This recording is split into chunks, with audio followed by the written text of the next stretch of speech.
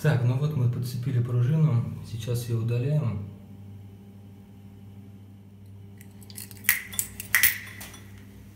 Вот такая пружинка. Теперь собираем все обратно и пробуем, что у нас получилось. Так, ну все, собрали, запустили.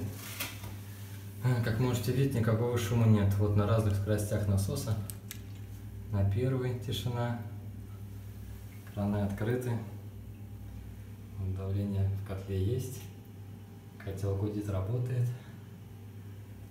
Так, вторая скорость. И третья скорость. Все отлично работает.